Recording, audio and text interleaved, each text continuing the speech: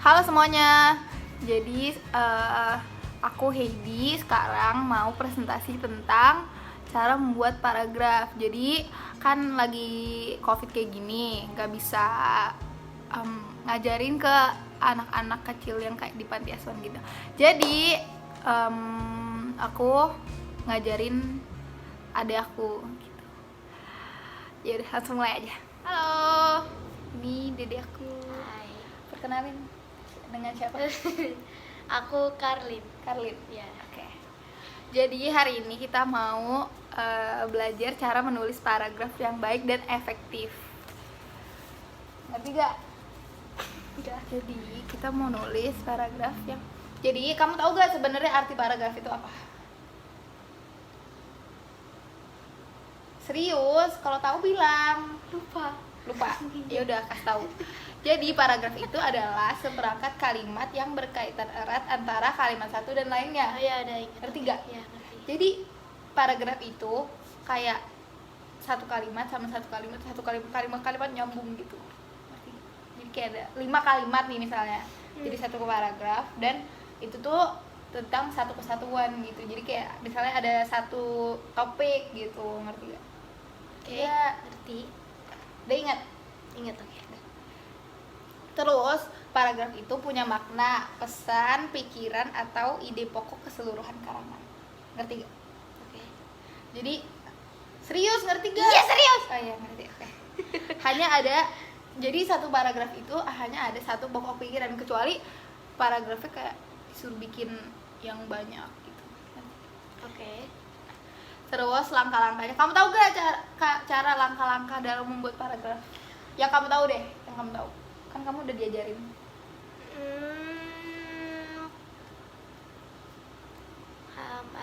Harus ada ide pokok.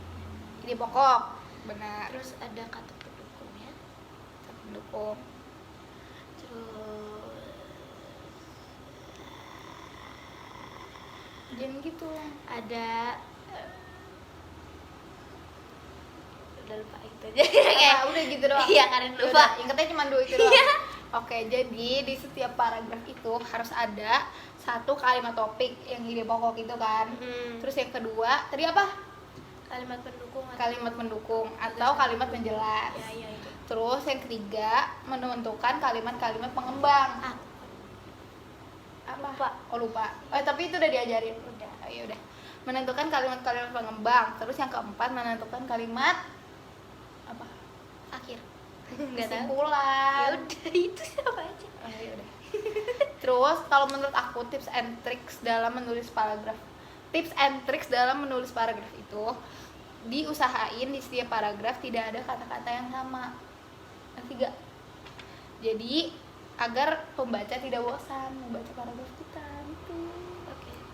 Nah, ya udah sekarang karena udah tahu cara menulis paragraf itu gimana, terus kan kamu juga udah SD pasti diajarin dong di sekolahan. Nah, sekarang aku kasih pulpen, coba kamu tulis paragraf. Aku kasih ide, tapi aku kasih ide. Coba tulis tentang cita-cita kamu.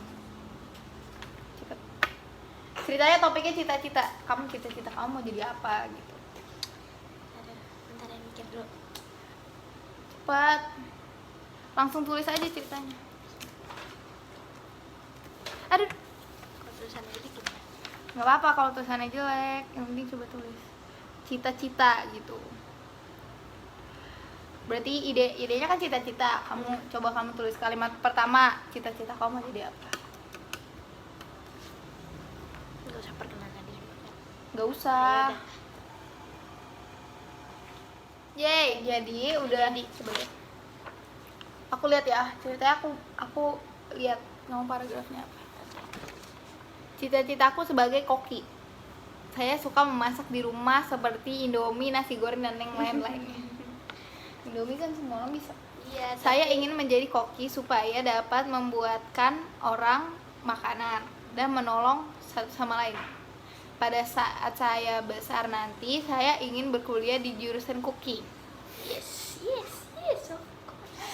Dan saya ingin membanggakan orang tua. Terima kasih gitu. Ya gitu doang. Jadi dari paragraf ini, kamu pas di titik P-nya harusnya kan gede. Gede, iya salah. Terus aduh terus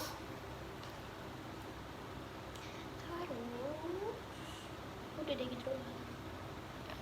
yeay, tapi sejauh ini udah bagus kok, udah bisa bareng. Ya Yeay, iya dong. Lihat dong buku bahasa Indonesia kan Jadi- 100. ya udah nggak apa-apa karena kamu masih kecil, jadi kan kamu masih gak tahu tuh kata-kata kayak buat apa sih namanya mengembangkan kata-kata gitu. Jadi gak apa-apa. Buat sekarang tips aku buat kamu itu banyak-banyakin baca buku gitu. Jadi kamu tahu tuh kosakata yang kamu nggak tahu gitu. Ngerti nggak? Ya udah. Halo. Jadi tadi kan udah ngajarin tuh ke Dede sendiri. Jadi kesulitannya itu karena masih kecil, dia tuh belum mengerti kosakata yang baik tuh kayak gimana. Terus cara mengarang kata-kata yang bagus buat satu kalimat itu kayak gimana.